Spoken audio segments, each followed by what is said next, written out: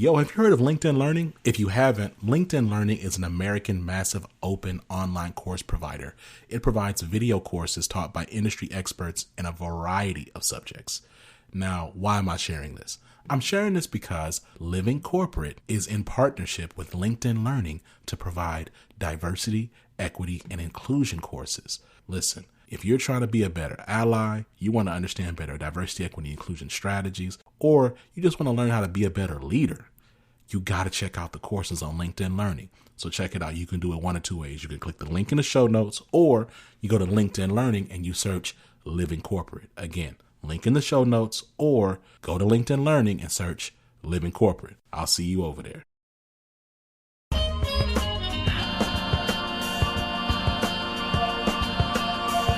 Hello, hello, hello. Good morning, everyone, and welcome to the group chat, Radical Change with Vonda Page. And today I am super excited once again to have with me Jacquie Abram, one of the co-authors of an amazing book, Hush Money, How One Woman Proved Systematic Racism and Kept Her Job. And it, like I said, on LinkedIn and in our discussion, this book is a page turner. And not only is it a good book just because it's well written and it's a good story, but it also gives true insight, not only into what situations look like when you are a Black woman at work, but also provides a roadmap on how to deal with it. But before we get into it, I want to say good morning, Jacquie. And, tell me how you doing. How was your week this week? I know it's been a rough one. It has been a rough one, and thank you for asking. And, also thank you again for just inviting me on your show. It's a pleasure to be back a second time to talk to your audience and just share a little bit about me and my book. But like I said, this week has been, it's been rough. As you probably already heard, Kyle Rittenhouse was, given a free pass, basically, acquitted on all charges. And, that was just absolutely sickening to me to hear, simply because, they basically gave all people who look like Kyle Rittenhouse, a free pass to go out. A free pass to go out and do harm to our people or people who support us. And so, that weighed heavily on my mind. And then, of course, we have Ahmaud Arbery's murderers on trial. And so, it's been a heavy week, but that just means we have to keep pressing forward with the work that we're doing, because if we can change just one heart and mind to see what life is like for us, living while Black, I feel like we're moving in the right direction if we can do that. And that's why I feel like my book is so important. Let me just show it here. Mm-hmm. My book, once again, is Hush Money, How One Woman Proved Systemic Racism in Her Workplace and Kept Her Job. Because although I can't have a profound and deep impact on everything that affects us from a systemic racism lens, I can at least show you one aspect of that, living while Black, working while Black, and show it to you in a real and authentic way that I feel you can understand. And if you are Black or a person of color, that it will resonate with you. Yeah, one thing that I was thinking about, so in light of the news this week, that experience of when those things happen, we're still Black and we still have to go to work. Right. And so, fortunately for me, I haven't had to be in an office, and really, be around white people, at work.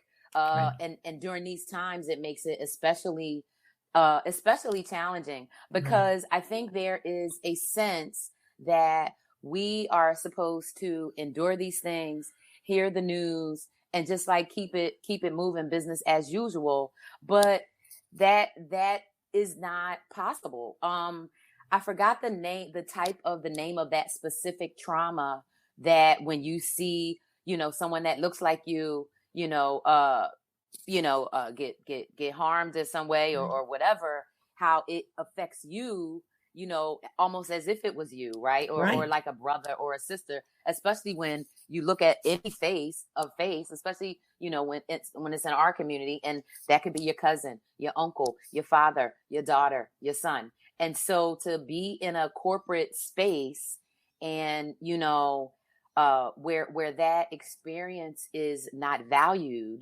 or where you're supposed to act business as usual, right? And not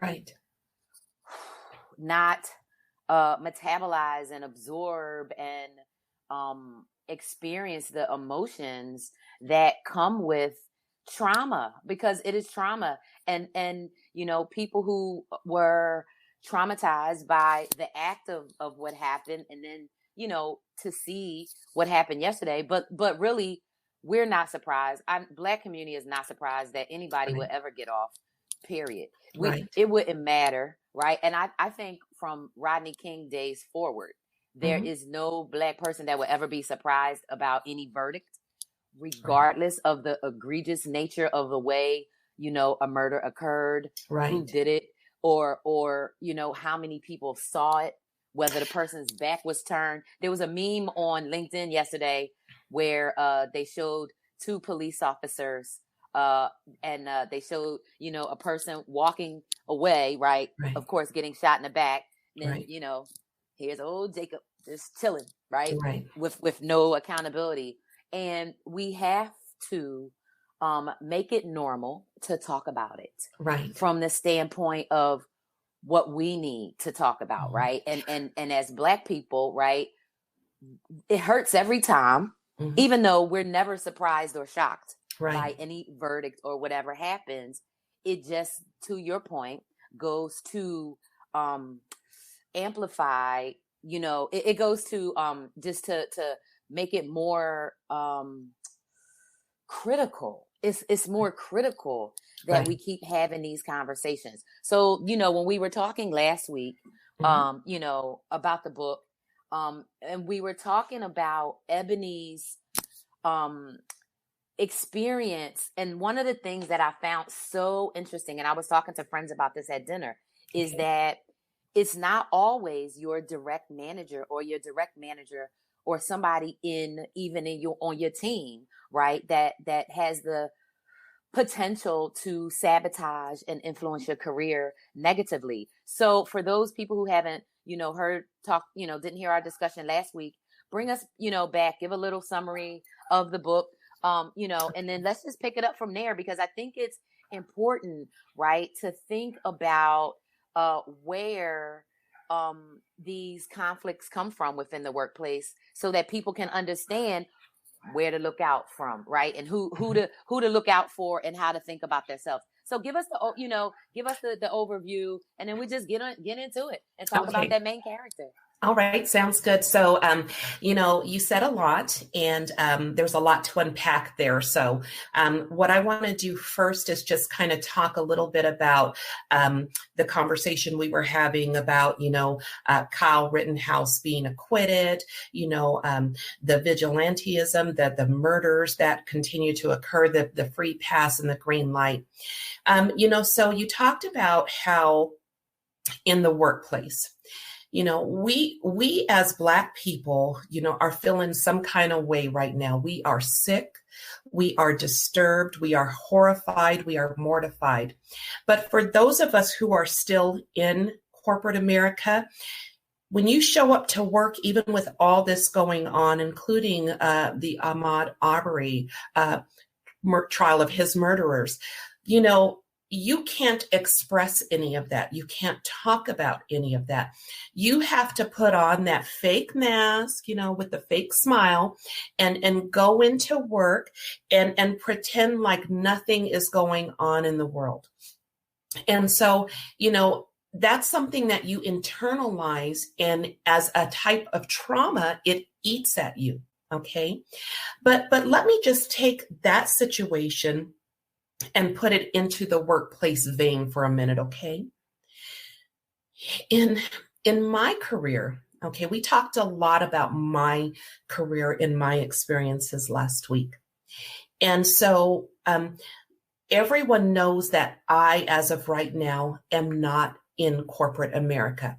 I actually left corporate America, not because I wanted to, but because I felt like I didn't have a choice. I was losing myself in the process. Remember how we talked about last week, the comparison that I drew between how they racist police kill us in our communities, but then racist managers and folks in the workplace kill our careers in the workplace, and both end in a different type of death. Okay. Mm-hmm. So if you look at the workplace, okay, and you think about diversity trainings, and again, I have nothing against diversity, equity, and inclusion trainings. I know that they're well-intentioned, but I ask those of you who are involved in DEI trainings, who have been through DEI trainings, or who lead DEI trainings, to consider something for just a minute, okay? I had a lucrative career in higher education, as I mentioned, that spanned nearly 2 decades, so nearly 20 years. And in that time frame, my career was repeatedly derailed by racists in the organizations that I worked. I worked in multiple organizations during that time, trying to find a place where I could be accepted as a Black woman who was not only Black, but who was also very smart and very, very good at my job in finance, okay? And what I found over those nearly 20 years is that no such place really existed for me. And the sad part that I want you to really consider is this. In all those organizations that I worked for, attempting to build my career and find a place where a strong, intelligent, confident Black woman could be successful, every last one of those employers had, an anti-racism discrimination policy. They had DEI trainings every year, okay? And while I am living through the most horrific and most vile forms of racism imaginable, the people that are doing this to me are on the diversity, equity, and inclusion committees. Okay. Talk about it. So how do you think that makes a Black person feel when they are the target and they are the subject of torment and racism and humiliation and, denigration and every other horrific adjective you can think of, while being in a company that on the surface is talking about how diverse we are and how we are all about equity and inclusion?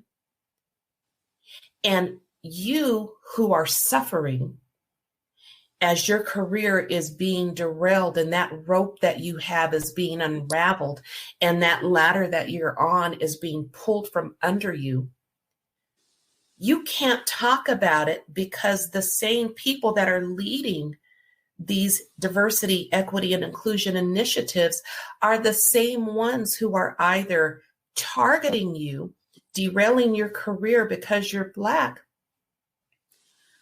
or they are in support of the training. So you have to put on that mask with a fake smile, and you have to go into work and pretend like everything is okay, knowing that these DEI trainings, unfortunately for you and many other Black people in the organization, are not working.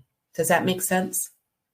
It does. And, I think about that exact scenario. And the other thing is, as the Black person, and usually, right, in corporate, you're probably only one or one of two. And if you're a Black woman, you're probably definitely only one. And maybe there's another person. But even when they do these trainings, right, everybody is looking at you like, well, Jacquie, it's your fault we have to do these trainings because you're the Black person and we have to do whatever because of you.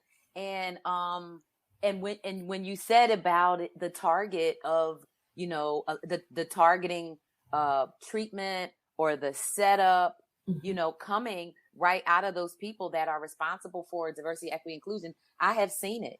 Yes. I have seen it, and it is real. I know many, many people who've experienced it and have a very similar story. Absolutely. And so, again, I always like to preface what I say by the fact that I am a supporter of real diversity, equity, and inclusion training. Okay. I think the work is important. I think there's value there, but I'm also somebody who's going to give you straight talk. You're going to get it straight from me with no sugar added, no chaser. And I'm here to tell you that if we really want to make real change in our workplaces, we have to look at racism from a real lens, because you can't change the heart and the mind of someone in an annual training of a few hours. It's just not going to happen. You can make that training mandatory, but here's what's going to happen. They're going to go through that mandatory training. They're going to check the box promising to treat everyone fairly, to implement strategies that are diverse and that, are equitable and that are inclusive. But then once they meet that requirement, they're going to go back into their routines and they're going to pick up with business as usual, and the racism is going to continue. So if there is anyone listening to me today as someone who has lived this, I'm not just talking from textbooks, I'm telling you what I've lived. Do something better. Okay. And what you can do better is continue your diversity, equity, and inclusion trainings, but add a strong component that includes systemic racism in the workplace. You put my book right at the forefront. In this book, you don't get a small snippet of what's happening to us in the workplace. You get to follow one Black woman's 5-year journey, from the time she's reading the newspaper looking for a job to the time she gets hired at this for-profit college, the racism that she encounters, the racial trauma she suffers, the consequences that she lives after trying to fight and speak up, all the mistakes she made. But then you also get to see what happens when she starts fighting back and stops making those mistakes, actually learns from those mistakes, and then starts winning, actually turns the table on her employers and the people inside of that company. I liken it honestly to a modern day story of David against a corporate Goliath, because that's really what it is. If you think about Ebony for a minute, Ebony is a young Black woman. She's living in poverty with her sick mother. She's trying to get her son back after, having been in a safe house for abused women. And all Ebony ever wanted was a chance to live the American dream that for her was nothing more than a fantasy with no hope of becoming a reality. And so, this young woman, because of who she is, the integrity that she has, and she knows the difference between right and wrong, when she enters this organization and she realizes that not only is she the target of racism, but the other Black woman who's working in the department with her is also being targeted. Because of the type of person Ebony is, she wants to make things right. She wants to improve their circumstances. So Ebony takes this battle on where a lot of people won't. A lot of us are too afraid to take on this type of battle.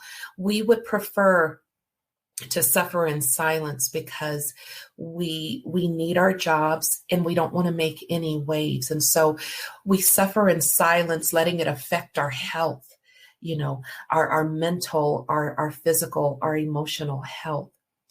But Ebony wanted to make a change. She wanted things to be right. So she decided to take on this battle.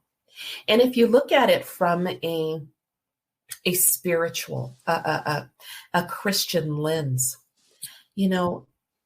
Ebony was fighting a battle against impossible odds. She's going up against a company who has very deep pockets, okay? She's going up against a company that has resources that are far more superior than what Ebony has. But Ebony has her mom.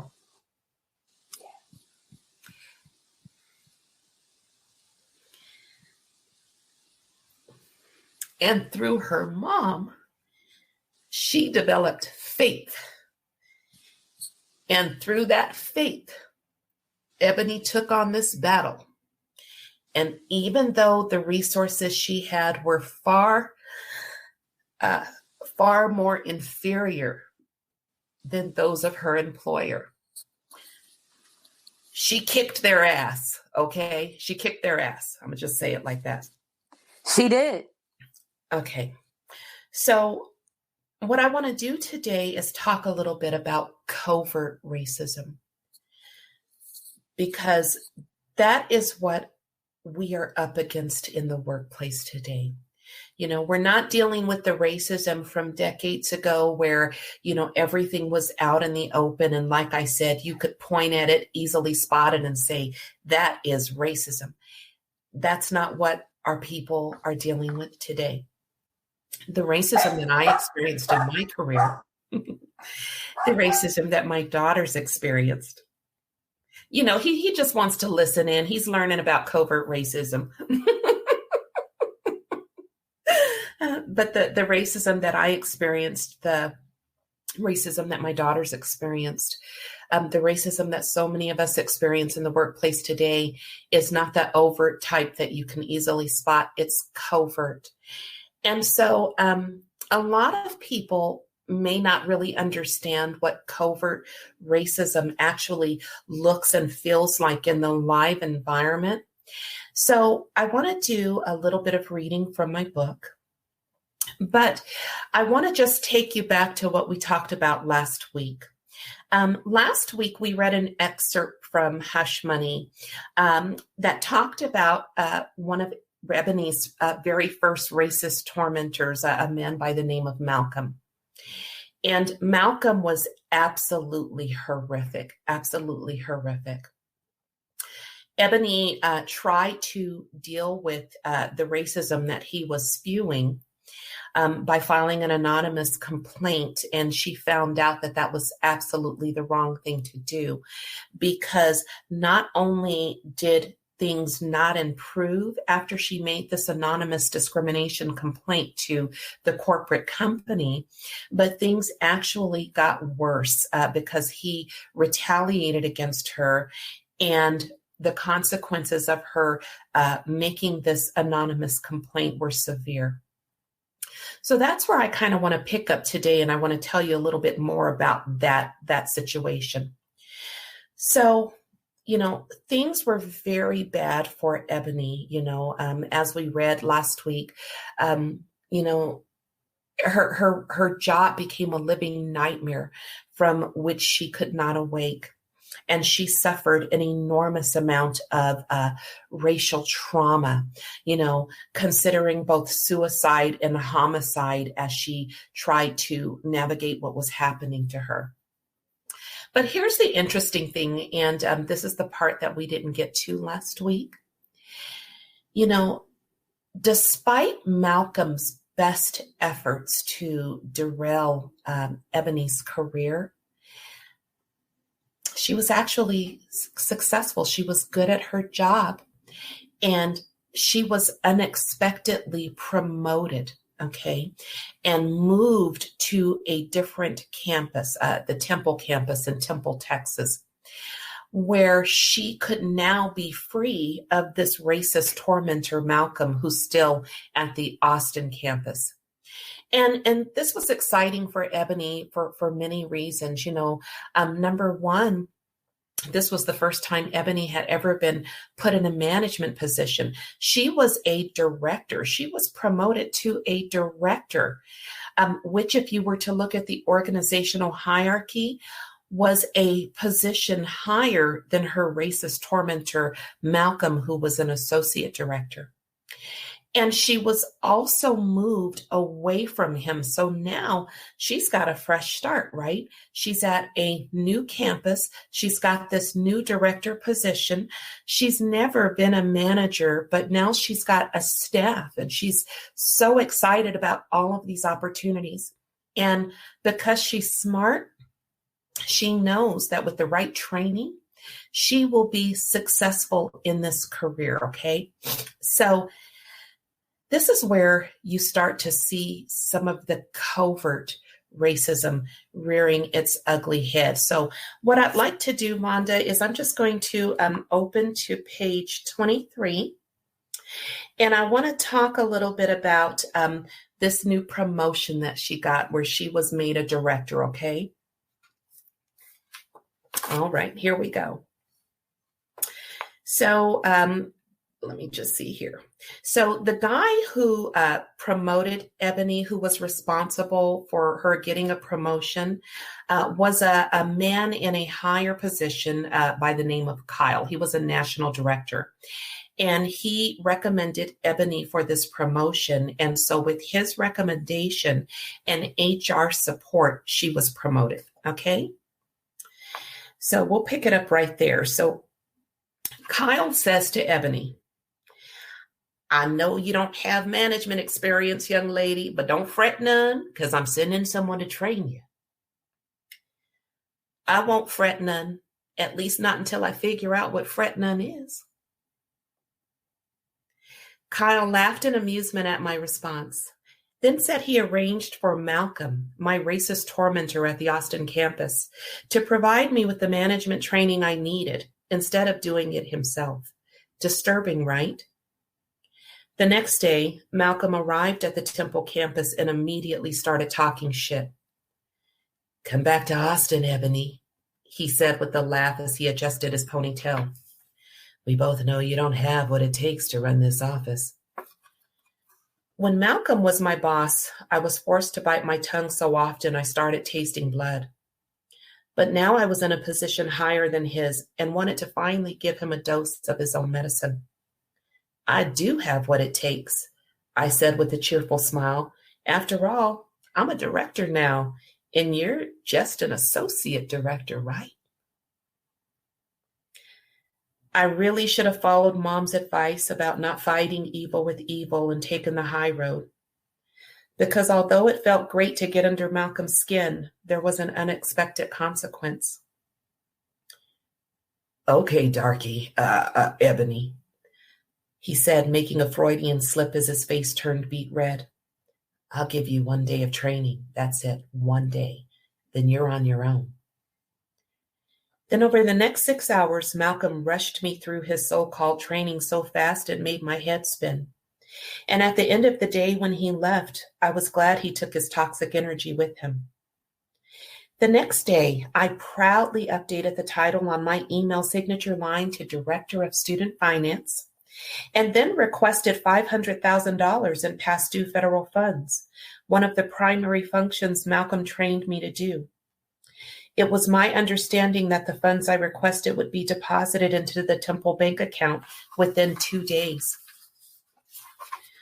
4 days later, the funds I requested had not been received, and leaders at the campus, national, and corporate levels were very concerned. And when Dr. Romano summoned me to her office to meet with her regarding the delay, she was none too pleased, and my job was off to a very rocky start. Ebony, I'm getting pressure from all directions. You said the funds would be here 2 days ago. Where's the money? I'm working on it, Dr. R, but I honestly don't know what happened. I followed Malcolm's instructions to the letter. Then I suggest you call him and find out how to fix this thing. The disappointment in Dr. Romano's voice cut me like a knife because I knew I had let her down, and she was worried she had unwittingly hired another snake in the grass, as Kyle so eloquently put it. As I made my way back to my office, I was shaking my head in disgust. Malcolm intentionally trained me the wrong way on requesting federal funds, a function, mind you, that he had been performing correctly since the day he was hired. And although Dr. Romano urged me to call him, I knew nothing good would come of it. He set me up to fail and was probably sitting in his office laughing himself into hysteria. When I got back to my office, I closed the door, sat down, and took a deep breath as I tried to figure out how to fix the mess I was in. Suddenly, my desk phone rang. It was Kyle, the National Director of Student Finance. "You got my knickers bunched up in all kinds of knots, young lady," he sharply said with even more twang than I had previously remembered. "Where's the federal funds for your campus?" "I requested them 4 days ago, but they never came in," I replied, panicked and on the verge of tears. "Can you help me figure out what went wrong? I think Malcolm intentionally trained me the wrong way, and I'm fixing to get upset, and I don't want to hear no excuses," Kyle continued. "I took a chance on you without management experience against my better judgment, but if you can't do this job, I'll find someone who can." Then he hung up on me. So the reason I wanted to read that to you today, because that is a perfect example of what covert racism looks like. Employers who tolerate racism have gotten smart, okay? And so they know that if they do something explicit, like let's say pay you a salary that's $20,000 less than someone in the same job title who's white, they know that that's something you could easily prove with payroll records. So what modern day racism has morphed into is this hidden way to attack you where you hurt and still really accomplish the same goal. So if you look at the scenario that I read with Ebony just now, on the surface, this college could say, you know what, we're not racist because we gave Ebony an opportunity.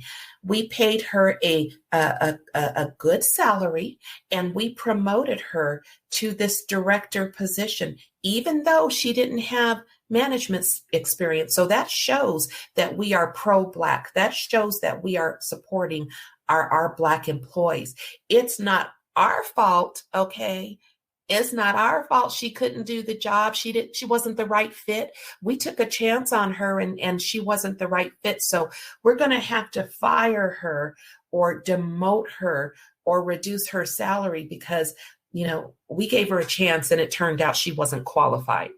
Do you see how that works?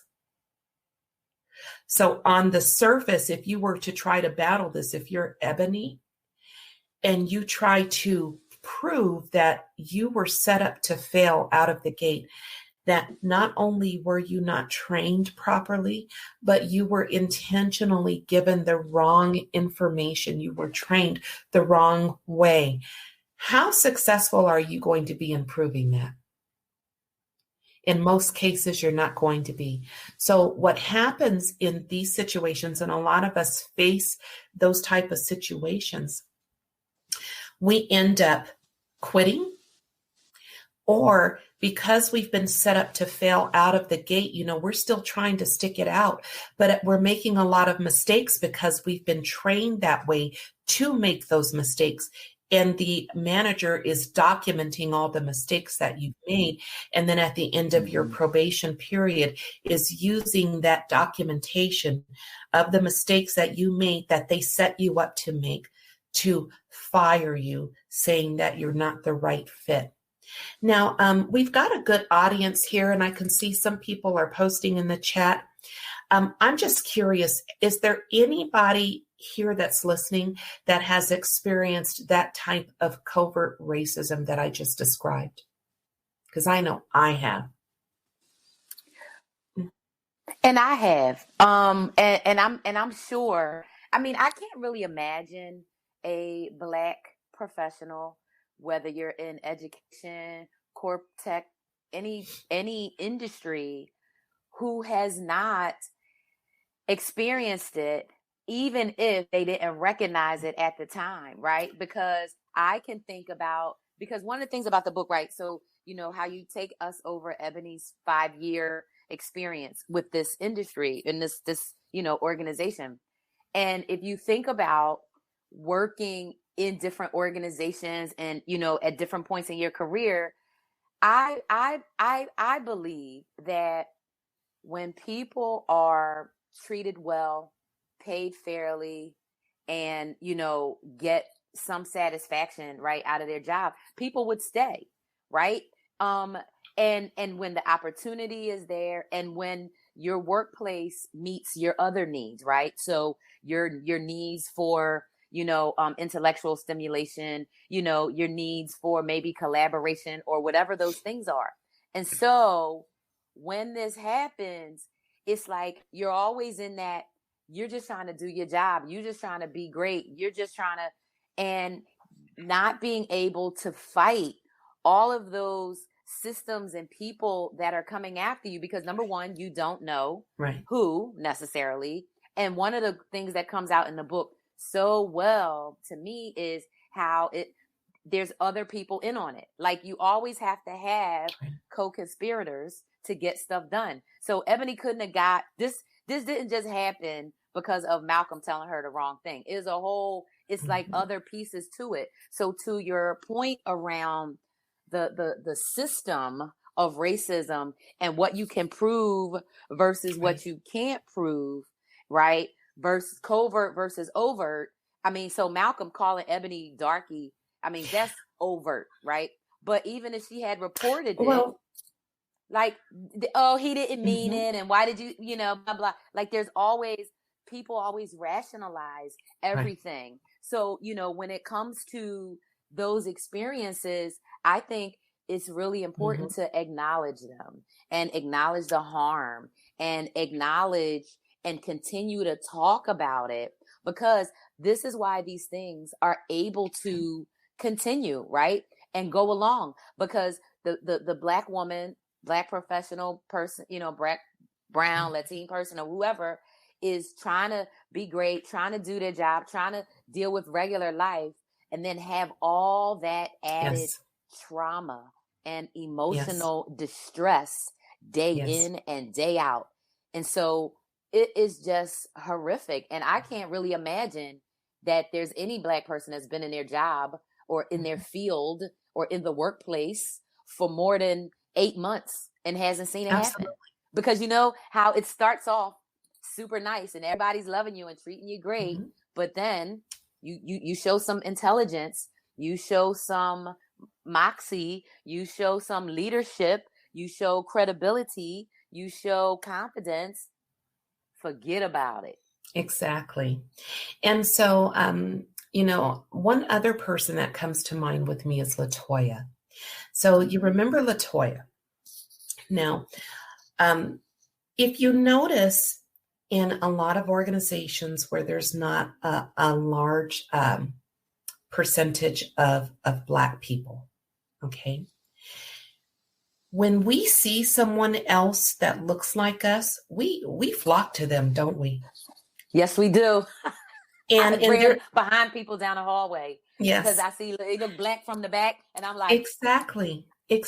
Because, in my case, in my career, I held many different leadership positions. I was a senior leader, I've been a director, but in every organization that I've worked in, I was literally the only Black person on the management team.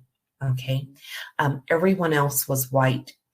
And so as the only Black person, you feel some kind of way. And so if you do end up working someplace where there's more than one of you, you're instantly flocking to that person because you feel like they can identify with you and they can understand you, and you just feel a level of comfort, right? So the reason I bring this up is, LaToya and Ebony became good friends. They were working in this department together back at the Austin campus. And when Malcolm started tormenting them, he targeted them both because they were the only two Black people in the department. Then after that, like I said, Ebony was moved to a different campus. She was promoted. And so now she is away from this campus.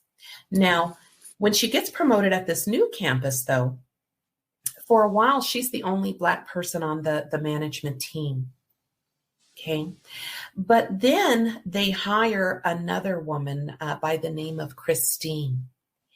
And Christine is someone who on the surface looks more white than she does Black. But she is biracial. She has a Black mother and a white father. But Christine is doing something that I just recently, my knowledge of Black history, I'll be honest with you, is not as great as it could be and should be. And the reason that is because, they really don't teach Black history in school. And so, after decades of trying to build a career in corporate America and not really understanding what was happening to me because I didn't have that strong Black history background, I didn't understand a lot of the terminology that I am now learning through meeting people like John Graham Jr., for example, and, learning about the systems that were in place that allowed my career to be repeatedly derailed. And one of the terms that I've recently learned was through a Netflix show. I haven't seen it yet, but my daughter was telling me about it, a show, I think it's called Passing. And that's where Black people can pass as white. And so they use that to their advantage so that they are accepted and can get further ahead because white people will associate them as being white and not Black. So that is a show that I'm planning on watching, but I haven't watched it yet. But it reminded me of Christine. Christine was hired.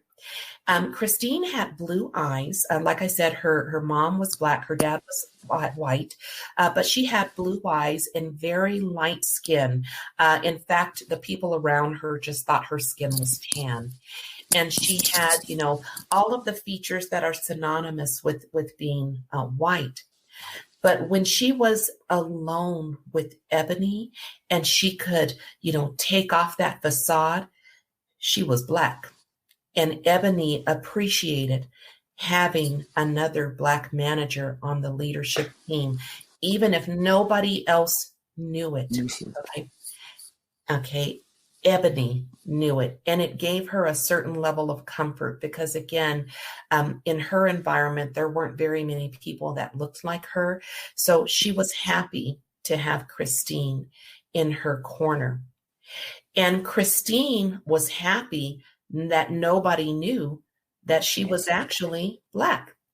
Because she said, I see the way they're treating my friend Ebony. They treat her so bad. They treat her horrific. So I'm not going to tell them, that I'm actually Black. I'm going to let them keep assuming I'm white because they're treating me really great. Right. But do you remember what happened when the tables turned and Christine found herself the target of racism? Do you remember what happened there? Yeah. Okay. I'm going to try and find it and I'm going to read a little bit from that. Okay. So Ebony is at chemotherapy with her mom. With her mom, yes. In addition to Ebony, being subjected to just the most vile, the most horrific forms of racism in the workplace, she was also dealing with a personal tragedy. Her mother, a woman that Ebony was just so close to, her mother was diagnosed with stage 4 colon cancer, and it ended up becoming terminal cancer. So as Ebony's fighting these battles at work, she's also dealing with the fact that her mother is dying, and she's by her mother's side trying to help her mother fight for her life. Okay, so she gets a call from Christine while she's in chemotherapy with her mother, and that's where we'll pick up this part. So Christine respected my time away from the office and rarely called because she knew I was with Mom. So when I received her call, I knew it was important and answered it. "Can you talk?" she asked. "We really need to talk." I could tell by the tone in her voice that something was seriously wrong, and it gave me a sick feeling in the pit of my stomach. "I'm with my mom in chemo. Give me a few minutes to find a quiet place and I'll call you right back," I replied, trying not to alert Mom to the fact that something was wrong. After hanging up, I told Mom I was stepping out for a few minutes to make a call. I also notified a member of the clinic staff that I was stepping out and to call me on my cell if they needed to reach me. When I was in the car, I called Christine back. "What's going on?" I asked. "The shit hit the fan today and I'm resigning." "Oh no, what happened?" Christine explained that after she was hired, things were great for the first 4 months because Dr. Taylor didn't realize she was Black. She assumed I was white, always commenting on my pretty blue eyes and tan skin. And I wasn't about to correct her because I saw how they were mean mugging you, no offense. "None taken. I get it. But why are you resigning?" Christine said everything changed 2 months ago when Dr. Taylor stopped by her office and noticed the family photo of Christine, her Black husband, and their 2 Black children sitting on her desk. She said Dr. Taylor didn't say anything, but she's been harassing and denigrating her ever since. "When you were on vacation, Ebony, she brought a box of king-size chocolate bars to the campus management meeting and told everyone to help themselves, so everyone did. But when I opened the wrapper and put the chocolate in my mouth, she started snickering and said, 'I knew you'd like having a big chocolate bar in your mouth.' And I knew exactly what she meant, and so did everyone else by the look on their faces." Then Christine said she started demeaning her in front of her staff and sending her hostile emails that undermined her position as the director of enrollments. And when she complained to Travis Clayton, the National Director of Human Resources at the Austin campus, nothing was done. And instead, she was retaliated against by Dr. Taylor. She said Dr. Taylor cornered her in her office behind closed doors and threatened her, saying that going to HR wasn't going to work. She also warned that things could go from bad to worse quick. And as I listened to Christine, I could hear the hurt in her voice as an all too familiar feeling came over me. "Life's too short to put up with this shit. That's why I'm resigning." "I'm so sorry, Christine," I said with tears in my eyes. "I had no idea. But if it makes you feel any better, Dr. Taylor's been discriminating against me too." "I know. Which brings me to the other reason I called. I couldn't leave without telling you that when you return to work tomorrow, they're going to fire you." "Oh my God, are you sure?" "I'm sure. They've been conspiring against you for months." "Who?" "Dr. Taylor, Logan, and Michael. Every Wednesday when you're gone, they meet in your office and go through your things. I got concerned and started watching them last week. I don't have any proof, but my gut tells me they're setting you up for forgery or making it look like you falsified records." "But how do you know I'm getting fired tomorrow?" Christine then said that Travis Clayton, the National Director of Human Resources in office, was at the Temple campus as we were speaking, interviewing my employees and meeting with Dr. Taylor, Logan, and Michael behind closed doors. She said the buzz around campus was that I was going to be fired when I returned to work in the morning, and Travis was staying in a hotel overnight, so he'd arrive on campus first thing in the morning and catch me when I arrived. After thanking Christine for giving me heads up, I hung up the phone and sat in my car, staring out the window and trying to figure out what to do to keep from getting fired when I returned to work. Suddenly, I was overcome by intense fear and couldn't catch my breath. My heart was racing 1,000,000 miles a minute as a crippling sensation moved from my head to deep in my chest.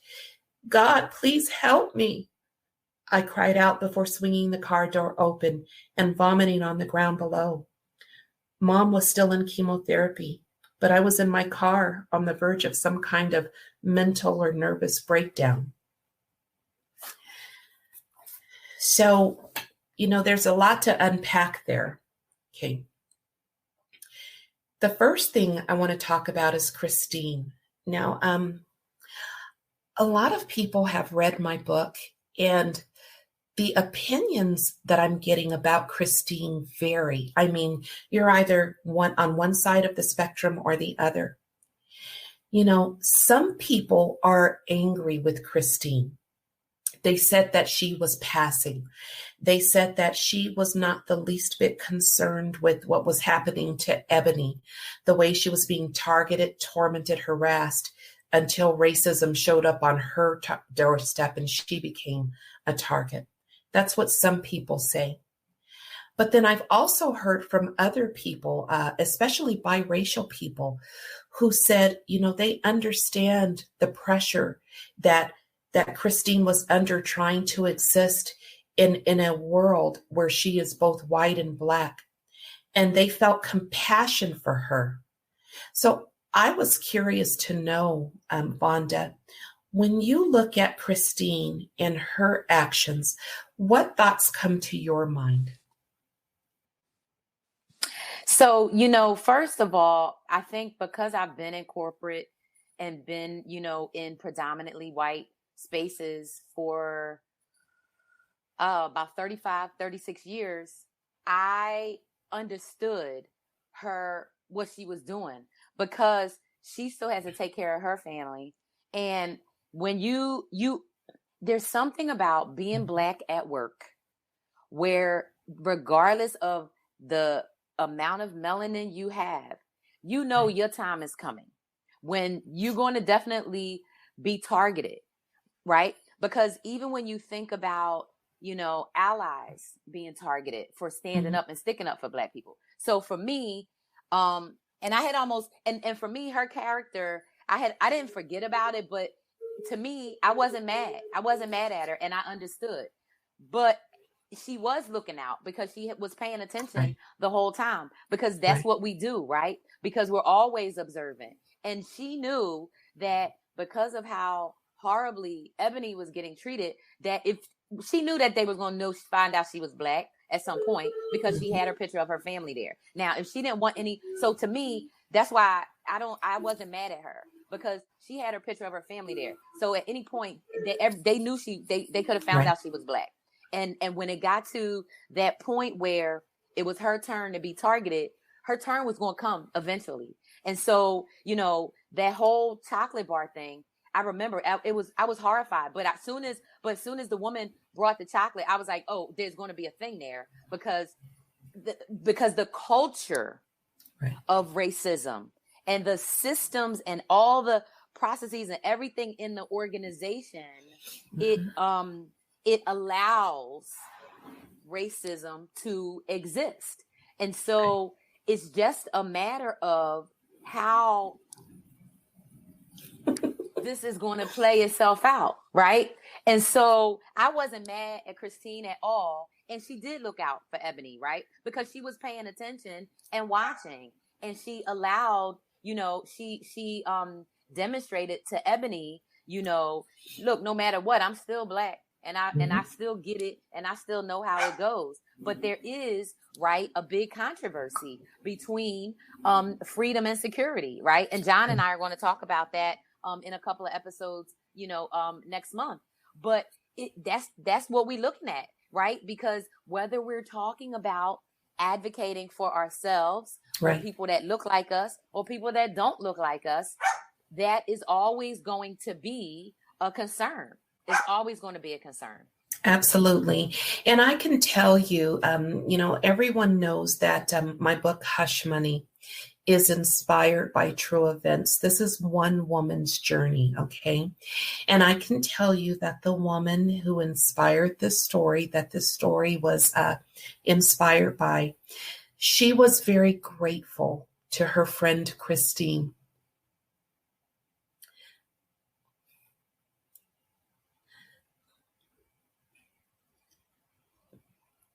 Because Christine saved her job.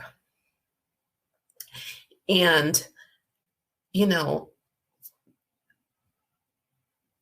the other thing you should think about in this situation is that, you know, Christine had the luxury of looking white. And so when things got too bad for her there,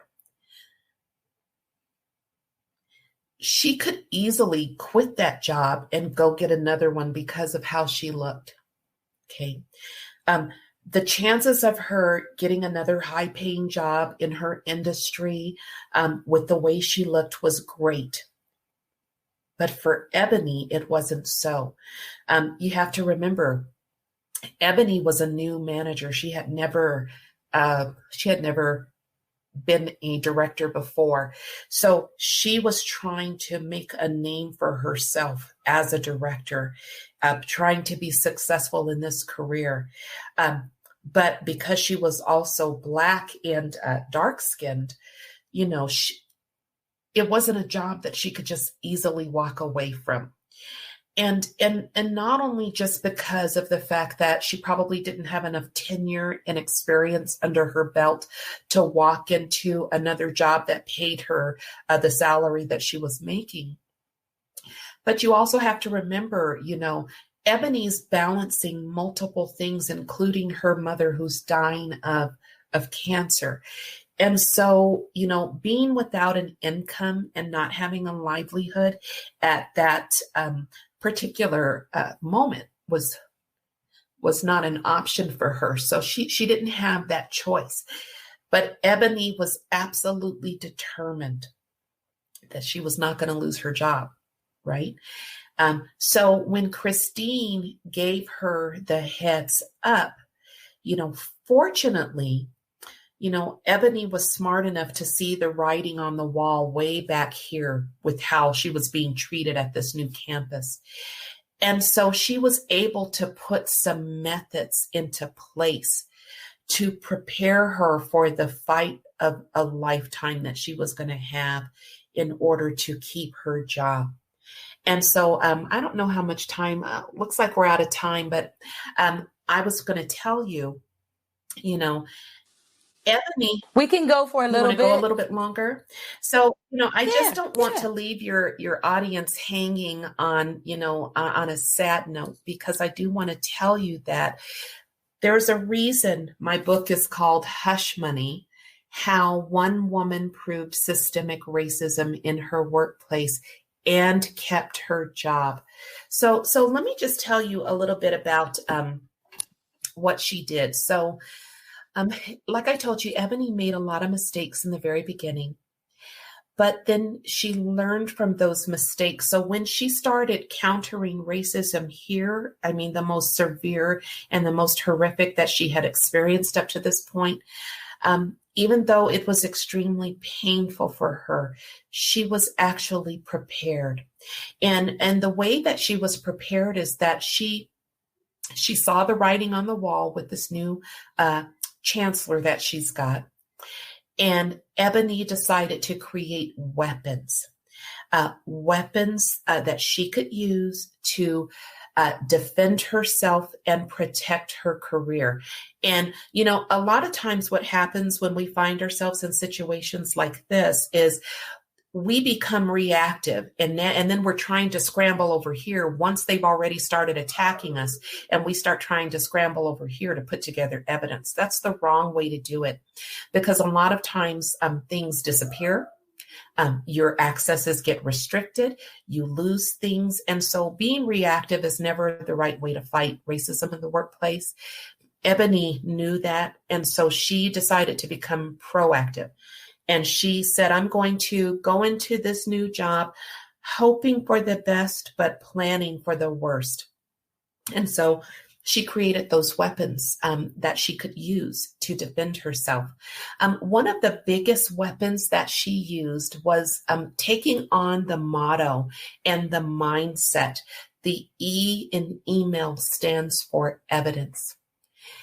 Ebony knew that if she was going to protect herself from these people and save her career, she was going to have to weaponize email.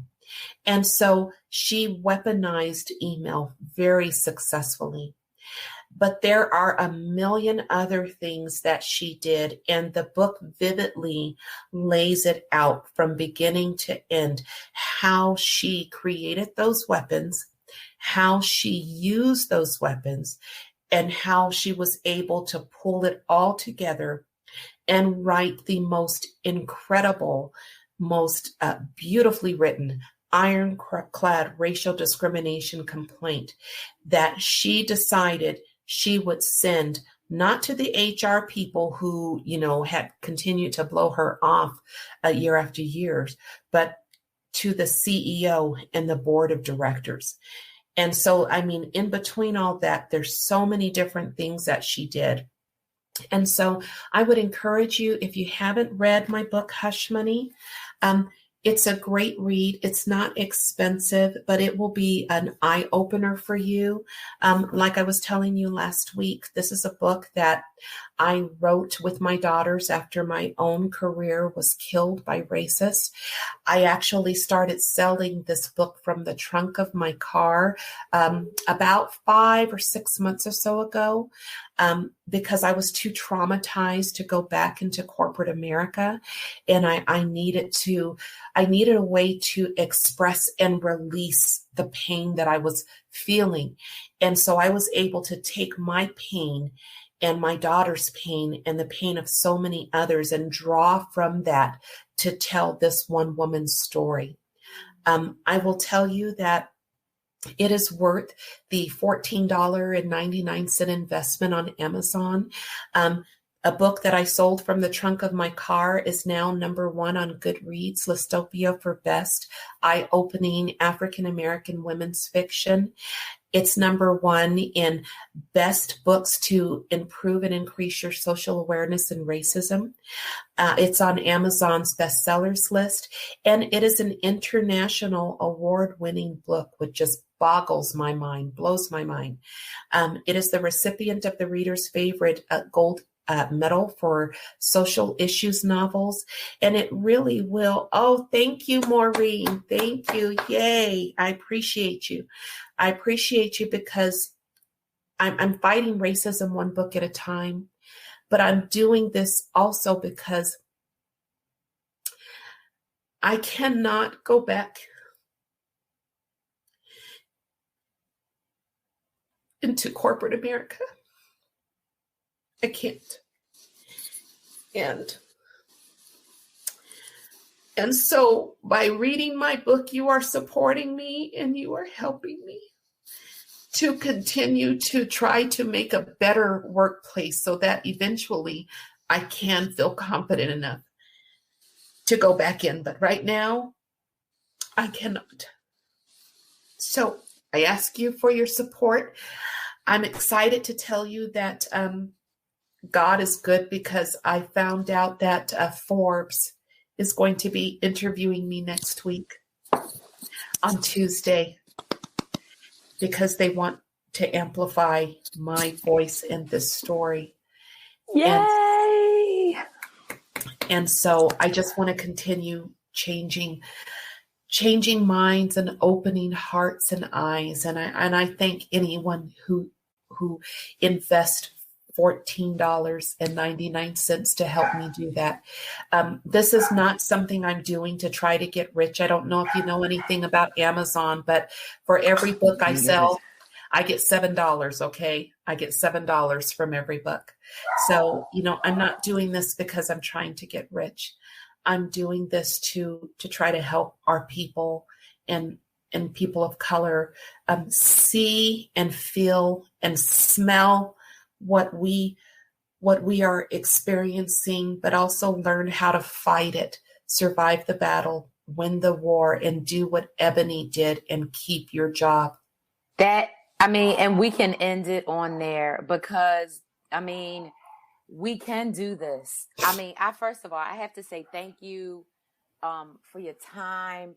Thank you for putting your heart and for your daughters too, for putting your heart and your experience and your pain on paper and allowing the world to share in your story. And thank you for speaking up for me, for my friend Maureen, for every other Black woman, brown woman, Latin, indigenous, non-white person that is in the workplace being marginalized and oppressed and abused and harassed and derailed and discouraged and demeaned. It's happening all the time. I want to leave people with this. Send complaints of racism directly to your CEO and board of directors, yes, like Ebony did. Yes. Express yourself. Use evidence mail. If you really want people to know what is happening, don't go to HR. Send emails to your to the board of directors, the CEO, CIO, CFO, COO, the C-suite, the people who are obligated to fulfill the terms and requirements, right, especially of a publicly traded company or a institution that has any board of directors or oversight. Now, if you work in an individual, privately owned company by one or two people, you're being discriminated against.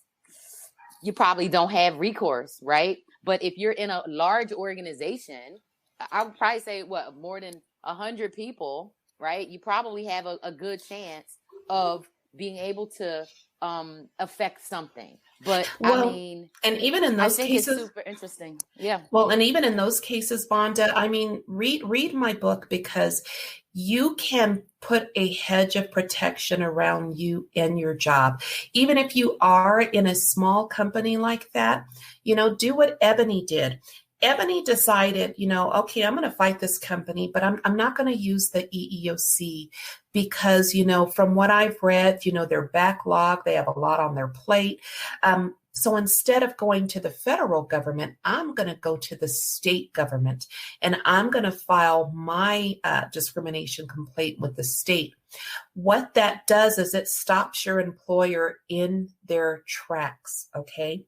It stops the employer in their tracks, because even if you send it to the CEO, the CEO can be shady or just looking at everything from a bird's eye view too.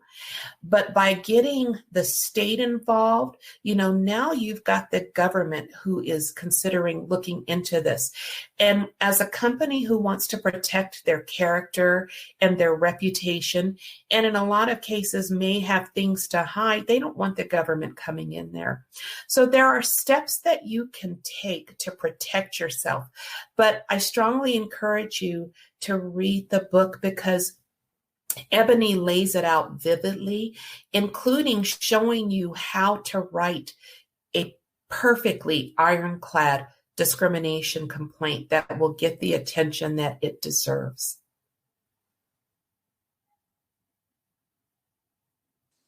Absolutely. Mm-hmm. Absolutely. So, thank you again, Jackie. I'm super excited to hear about all the success, and I'm so happy to hear about the Forbes interview. That's going to put you on the map. That's going to put you on the map. And I'm so excited. Like I said, I told people your book is a roadmap, yes, on how to do this. And it's what we need. Right. Mm-hmm. And so I got you. Living Corporate is going to, continue to support you. Thank this you. Is one of those things. Like, this is why we're here. Right. This mm-hmm. is what this platform is about. So Living Corporate is all about, amplifying the experiences, right, of Black and brown professionals in the workplace, sharing our stories. But not only that, right, healing and coming together and defining solutions that are for us and by us. So I just have to say thank you again. And look, for anybody out here, if you have not gotten the book, whether you are a Black or brown person in the workplace experiencing racism, whether you are a non-Black person working in any setting. The other thing that Jacquie had talked about in the beginning was how valuable the book would be in a DEI realm in the workplace. So not just a book for you to read, individually and then take steps, but I see it also as a way to, bring a whole level of competence around racism and how it shows up in corporate America, what that looks like. And so go out and get the book, y'all. You can get it on Amazon. You can, get it at local bookstores. It's out there. And if you want an autographed book, Vonda, you can also DM me on LinkedIn. Okay, now. Yeah, DM me, because a lot of people, including John Graham and so many others, order autographed books directly from me. And I'll ship those books to you with a nice message from me. And, you'll just be supporting me that way. Autographed books are nice because I get to keep the full $20 royalty instead of the $7 royalty that I get from Amazon. So that's a great way to support me too. All right. Then that's what we're going to do. Buy it for Christmas, give it to your bosses, give it to your coworkers, buy it for your friends and family. That's wonderful. Thank you, Maureen. All right. So everybody, thanks so much. And we will see you next time on the group chat, Radical Change. All right. Bye-bye.